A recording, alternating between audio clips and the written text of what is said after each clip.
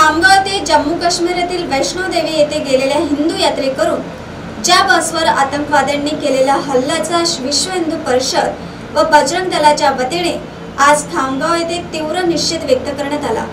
तसेच टावर चौक भागात संतप्त झालेल्या लिहित बजरंग दल कार्यकर्त्यांनी आतंकवाद्यांच्या पुतळ्याचे ध्यान करत पाकिस्तान विरोधात घोषणाबाजी केली। याबाबत उपविभागीय अधिकारी रामेश्वर पुरी यांच्या मार्फत राष्ट्रपतींना देण्यात आलेल्या निवेदनात नमूद केले आहे।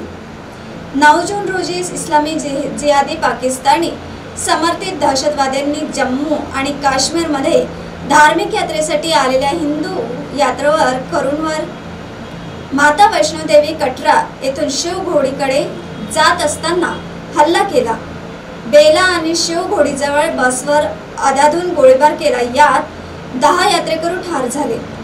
या घटनेने संपूर्ण देशभरात तीव्र संताप व्यक्त होत आहे।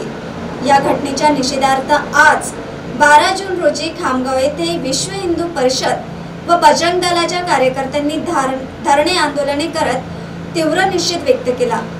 यावेळी संतप्त झालेल्या पाकिस्तानी आतंकवाद्यांचा पुतळा जाळून आपला संताप व्यक्त केला गेला।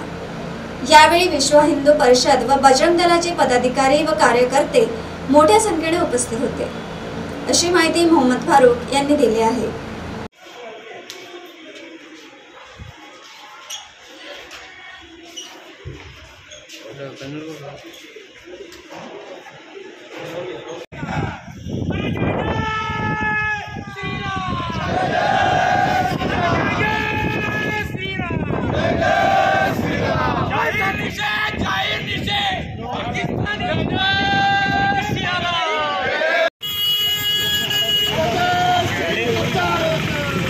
Bye.